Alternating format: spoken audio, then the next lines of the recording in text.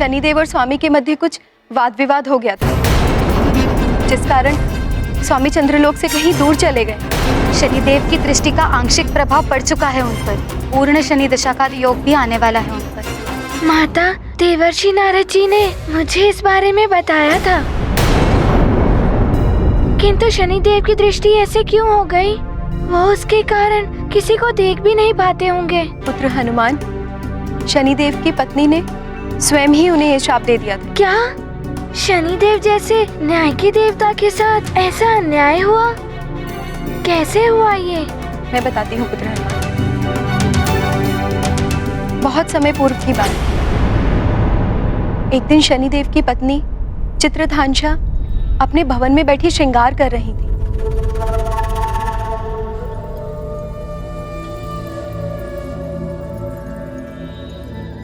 सेविकाओं, आज ऐसा अप्रतिम श्रृंगार करो मेरा कि स्वर्ग की अप्सराएं भी देखें तो ईर्ष्या कर उठे।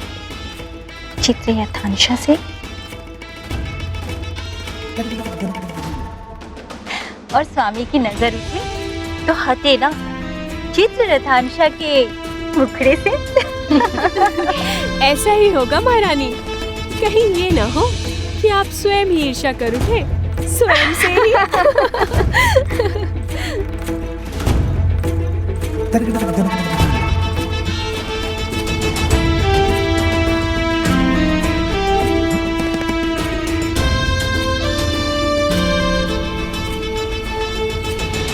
महारानी जी, आज तो आपके केशों में उलझ कर रह जाएंगे महाराज शनिदेव।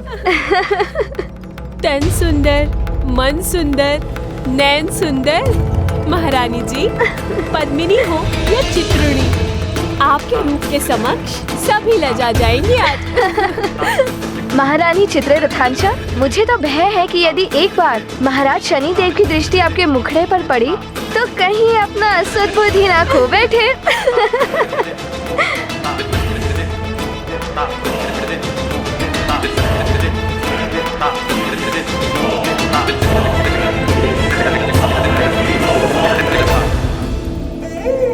हाँ, सत्य कह रही हो तुम।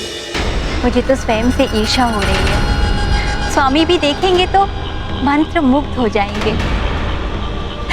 मैं जाती हूँ स्वामी के पास। अब तक तो स्वामी की पूजा साधना भी पूर्ण हो गई होगी। जी महारानी जी, वो अभी अभी अपने कक्ष की ओर गए हैं।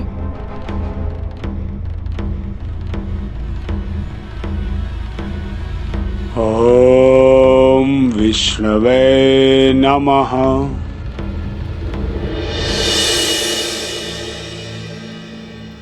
रुकिए महारानी जी, तनिक नुपुर झनकाते हुए चलिए महारानी जी, खुद ही पलट जाएंगे महाराज शनिदेव।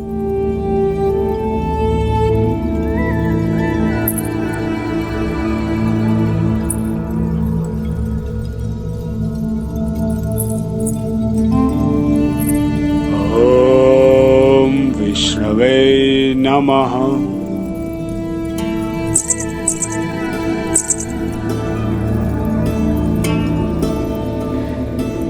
ये तो मेरी ओर देख ही नहीं रहे हैं। सामने आती हूँ स्वामी के। आज तो स्वामी अपनी दृष्टि मेरे मुखड़े से हटा ही नहीं पाएंगे।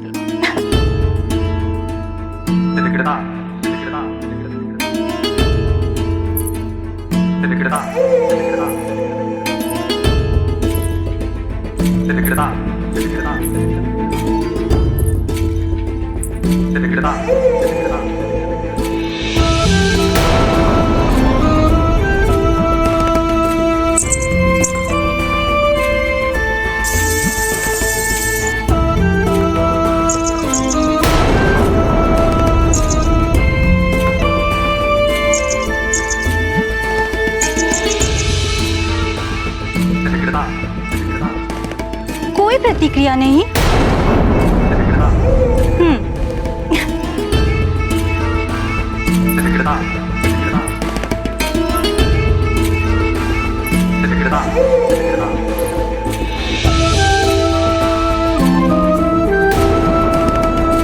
श्रृंगार किया है विशेष। स्वामी, दिवस है अब कुछ ही शेष। तनिक देखें जरा मेरी ओर।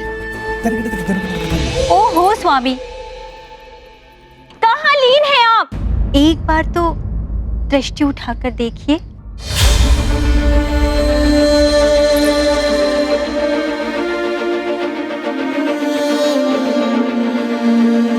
स्वामी, आपकी पूजा तो समाप्त हो गई है, फिर भी आप ध्यान में लीन हैं क्या? ओम विष्णवे नमः। महारानी चित्ररथांशा, मुझे तो भय है कि यदि एक बार महाराज शनिदेव की दृष्टि आपके मुखड़े पर पड़ी तो कहीं अपना सद्बुद्धि ना खो बैठे। स्वामी, आपकी चित्ररथांशा आपके समक्ष है, देखिए मेरी ओर कैसी दिखाई दे रही हूँ।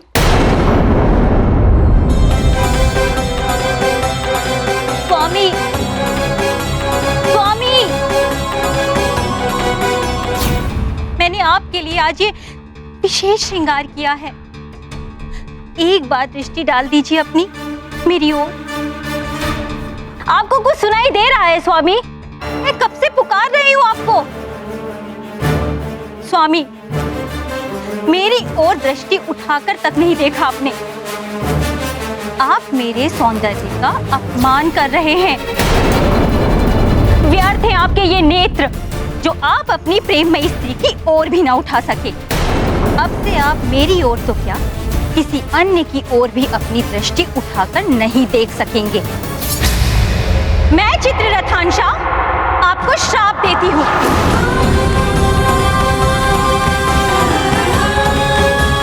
अब से आप अपनी दृष्टि उठाकर जिसको भी देखेंगे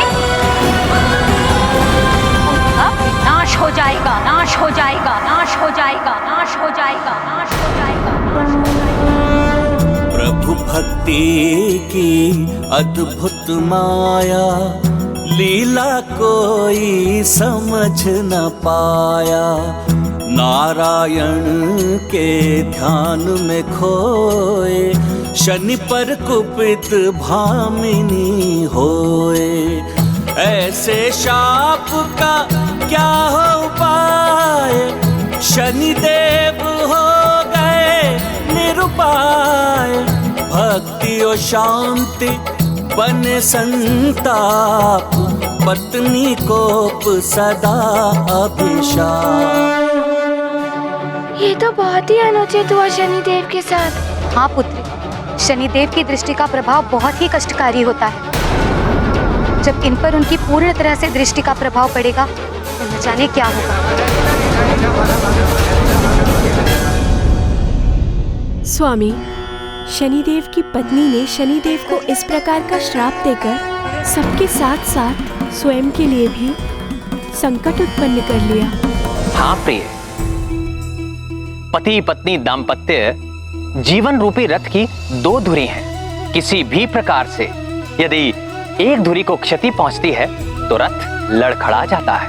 परिस्थिति कोई भी हो, पति पत्नी को आपस में कोई भी ऐसा कृत्य नहीं करना चाहिए जिससे उन्हें हानि पहुंचे, अपितु एक दूसरे के लिए सदैव मंगल कामना ही करनी चाहिए। ये कैसी ध्वनि है? माता, प्रतीत होता है ये कोई राक्षस की ध्वनि है। हाँ हनुमान, राक्षस अमृत के मोह में यहाँ तक आए होंगे। आवाज भी उसी ओर से आ रही है। अमृत की सुरक्षा का दायित्व स्वामी हम पर सौंप कर गए।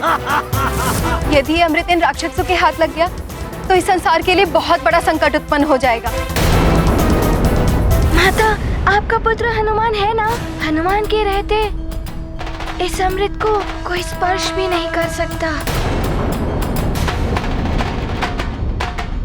माता, आप दोनों मुझे आज्ञा दें।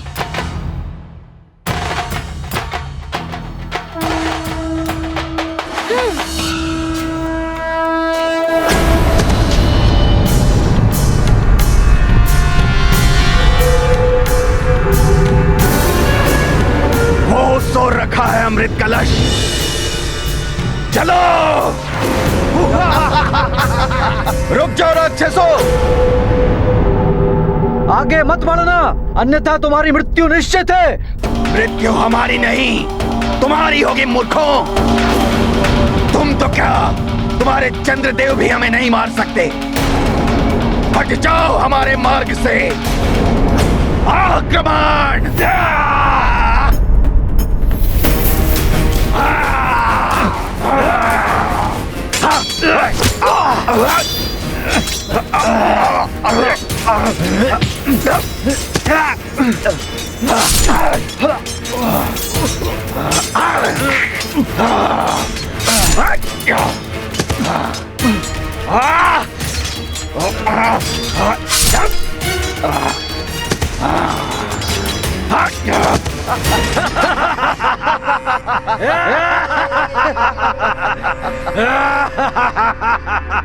अब हमें कोई नहीं रोक सकता, कोई भी नहीं।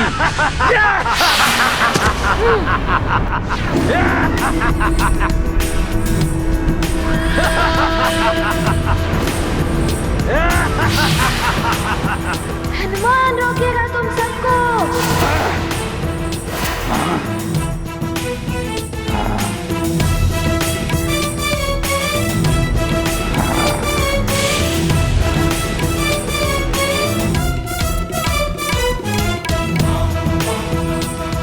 तू यहाँ भी आ गया दुष्ट वानर। हनुमान काल है तुम जैसे राक्षसों का। जहाँ तुम सबका आतंक होगा, वहाँ का रक्षक हनुमान होगा। कोई हित नहीं कर पाओगे तुम हमारा हनुमान।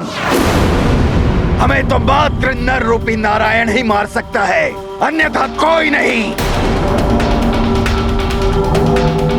रक्ष योद्धाओं, आगे बढ़ो और उठा लो अमृत कलश। हनुमान, रोको ही नहीं। यदि अमृत कलश इनके हाथ लग गया तो बहुत बड़ा अनर्थ हो जाएगा।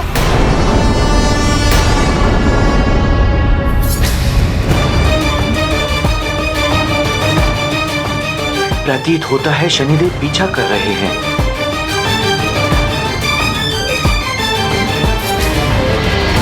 मुझे ऐसे किसी स्थान पर जाना होगा जहां शनिदेव ना पहुंच सके, ना ही उनकी दृष्टि मुझ तक पहुंच पाए। चंद्रदेव! रुक जाइए चंद्रदेव! शनिदेव तो निकट ही आ रहे हैं। तीव्र और तीव्र। आप कुछ भी कर लें शनिदेव, किंतु आप मुझ तक कभी नहीं पहुंच पाएंगे।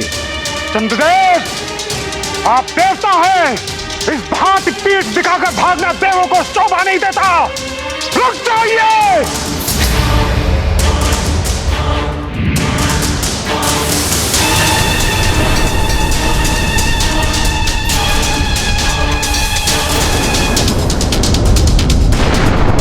नारायण नारायण, कैसी विचित्र स्थिति है।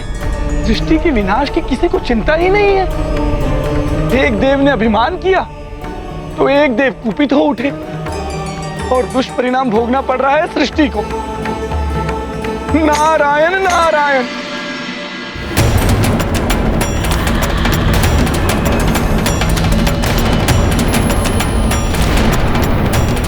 शनिदेव एवं चंद्रदेव दोनों को ही ज्ञात है कि कोई संसार में कहीं भी चला जाए, ग्रह गोचर के प्रभाव से कोई बच नहीं सकता है। चंद्रदेव की मति तो शनि दशा के कारण भ्रमित हो सकती है, किंतु शनिदेव को तो सब ज्ञात है, फिर भी सृष्टि के विनाश में लिप्त है। कुछ तो करना ही होगा, इन्हें रोकना ही होगा। नारायण नारायण। ये दृष्टि और उग्र होती जा रही है, वेग और बढ़ाना होगा। तेज और बढ़ाओ।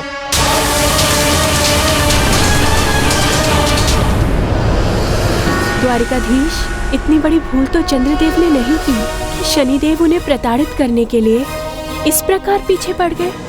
प्रिय कालिंदी, जिस प्रकार अग्नि में घृत पड़ने से अग्नि दहक उठती है, उसी प्रकार शनिदेव की उग्र प्रवृत्ति रूपी अग्नि में क्रोध का घृत पड़ चुका है। क्रोध ने शनिदेव के विवेक को हर लिया है। वो न्याय और अन्याय की परिभाषा भूल चुके हैं। इसीलिए ना तो उन्हें सृष्टि का विनाश दिखाई दे रहा है और ना ही अमृत की कोई चिंता है।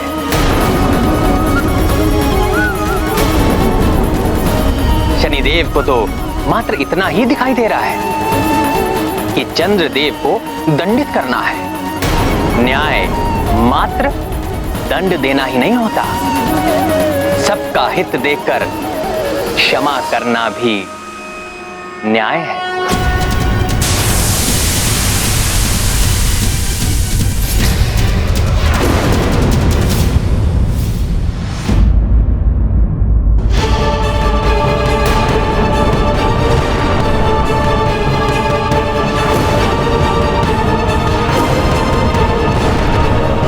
आकाश में हर ओर अग्नि और विस्फोट, मेरा पुत्र किसी संकट में ना आ जाए। कुछ तो बहुत ही अनिष्टकारी घटित हो रहा है वहां पर, और मैं मात्र देखने के अलावा कुछ नहीं कर पा रहा हूं। पूर्ण आकाश में जैसे अग्नि भर उठी हो। हे ईश्वर, हमारे हनुमान की रक्षा करना।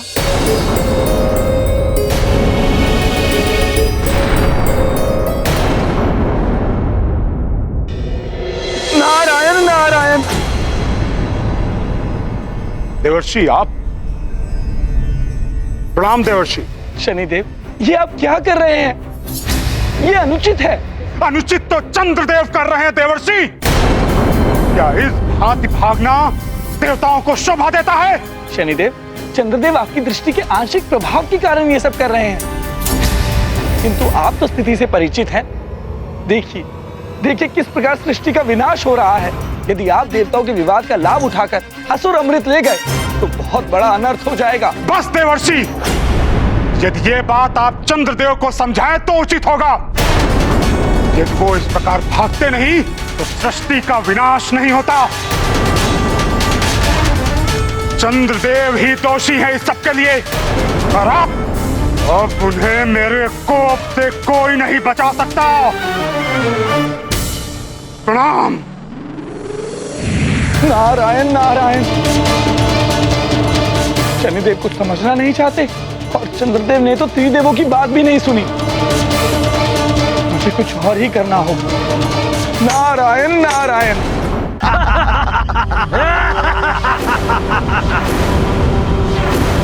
माता रोहिणी, मैं इन राक्षसों को अमृत कलश की ओर जाने ही नहीं दूंगा। बस अब और आगे नहीं बढ़ पाओगे तुम सब असुरों। तो तुम रोकोगे मुझे?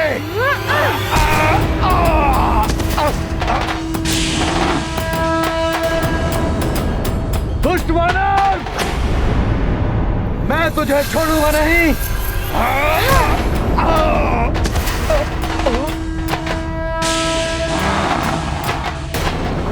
कोई आगे बढ़ने का प्रयास ना करे। बहुत चपल है ये दुष्ट वानर। इसका अंत करो और आगे बढ़ो।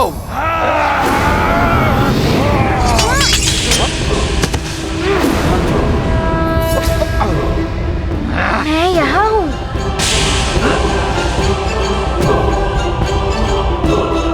दुष्ट वानर, तुम्हारी मृत्यु निश्चित है।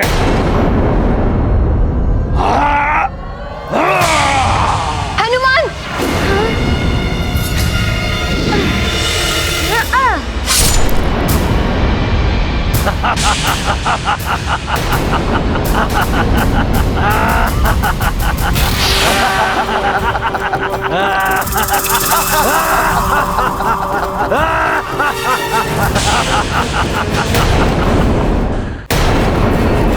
दुष्ट वानर!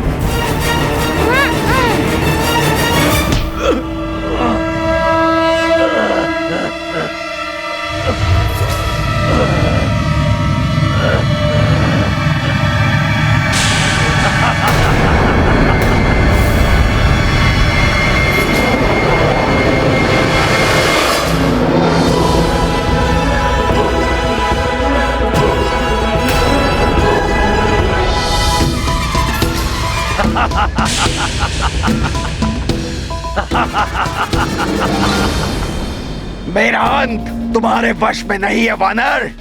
तुम तो क्या, कोई भी मेरा हित नहीं कर पाएगा।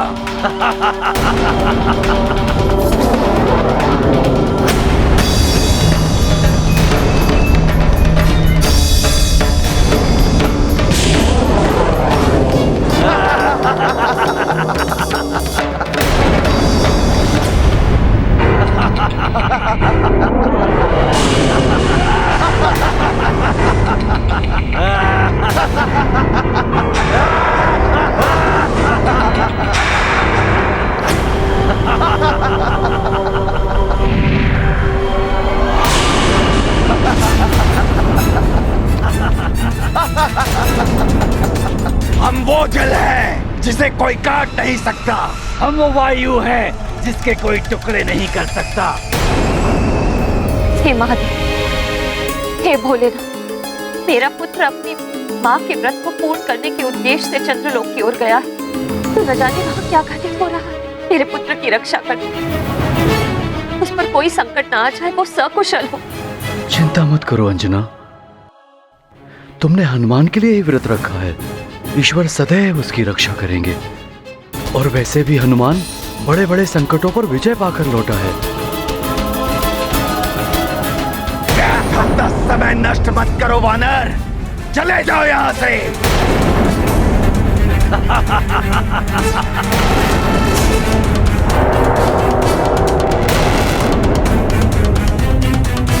मेरे समक्ष तो विकट परिस्थिति उत्पन्न हो गई है। एक ओर तो ये राक्षस परास्त नहीं हो पा रहे हैं, दूसरी ओर चंद्रदेव का कुछ ज्ञात नहीं। अब माँ का व्रत कैसे पूर्ण होगा।